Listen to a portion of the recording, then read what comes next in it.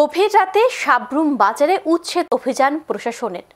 রাত আনুমানিক 1টা থেকে শুরু হয় এই উচ্ছেদ অভিযান। আর এই উচ্ছেদ অভিযানের মূল কারণ হচ্ছে যে সাবরুম বাজারের সৌন্দর্য বৃদ্ধি এবং রাস্তার দুপাশে যে অস্থায়ীভাবে যে দোকানগুলো রয়েছে সেগুলো গতকাল গুড়িয়ে দিয়েছে। তার পাশাপাশি প্রায় 1 সপ্তাহ আগে মাইকিং করে বলা হয়েছে আগের থেকেই যেন ওনারা এই দোকানপাটগুলো সরিয়ে নেয়, যার জন্য নির্ধারিত সময়ের পরে গতকাল রাত আনুমানিক 1টা নাগাদ কিন্তু সাবরুম প্রশাসনের উদ্যোগে এই উচ্ছেদ অভিযান হয়। এই মুহূর্তে আমরা একেবারে সরাসরি সেই খবর আমরা জানার চেষ্টা করব। আমাদের সাথে ফোন লাইনে রয়েছে এই মুহূর্তে সাবরুমের প্রতিনিধি বিজন চক্রবর্তী, আমরা ওনার সাথে কথা বলার চেষ্টা করব। বিজন, শুনতে পাচ্ছ আমার কথা?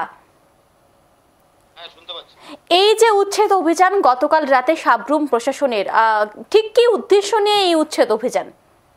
মূলত সাবরুম বাজারে দীর্ঘদিন ধরে দোকানের সামনে যাদের পার্মানেন্ট দোকান রয়েছে তাদের সামনে দোকানের বাড়িয়ে সেগুলোতে বসে দোকানদারি করছিল।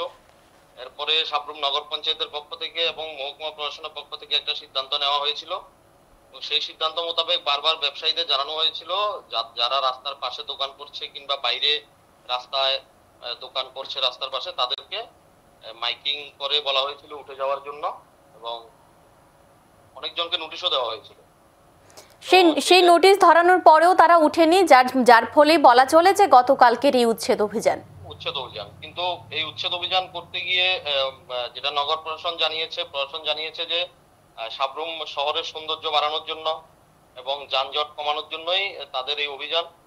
কিন্তু যখন কালকে রাত 1টার সময় এই অভিযানে নামে নগর প্রশাসনের পক্ষ থেকে, নগর পঞ্চায়েতের পক্ষ থেকে, তখন কিছু কিছু ব্যবসায়ীরা রাতেই তারা প্রতিবাদ করে যে তাদের নোটিশ দেওয়া হয়নি। তো মহকুমা প্রশাসনের পক্ষ থেকে এসডিএম স্যার ছিলেন, ডিসিএম স্যার ছিলেন, তারা জানিয়েছেন যে না, নোটিশ দেওয়া হয়েছে, ব্যবসায়ীরা এখন মিথ্যে কথা বলছে, এমনটাই জানিয়েছেন তারা। অসংখ্য ধন্যবাদ।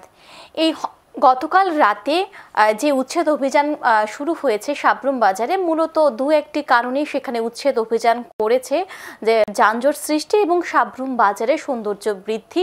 এবং বলা চলে যে এই উচ্ছেদ অভিযানের খবর পেয়ে স্থানীয় যারা ব্যবসায়ীরা রয়েছে রাতেই সেখানে গেছে এবং সেখানে প্রতিবাদ করেছে। কিন্তু এনারা এখনো ভেবে পাচ্ছে না যে কি করে তারা সংসার প্রতিপালন করবে। আমরা শুনবো সেই বক্তব্য। তো কি হচ্ছে এখন সাবরুম বাজারে? এখন সাবরুম হচ্ছে এখন দেখে আমাদের দোকানগুলো উঠিয়ে নিয়ে যাচ্ছে প্রশাসন। তো আপনার একটা কথা বললেন, হ্যাঁ, আপনি তো ফল ব্যবসা করেন নাকি? আপনি কি লোন নিয়েছেন? লোন নিয়েছি, নগর পঞ্চায়েত লোন দিয়েছে আমাদের ব্যবসা করার জন্য। এখন আমরা কিভাবে লোনগুলো দেবো? কি লোন নিয়েছেন আপনি? ওই নগর পঞ্চায়েত ভ্যানগার্ডের লোন দিয়েছে, মানে হকারের লোন? হকারের লোন। তো আপনারা কি করেন এখন?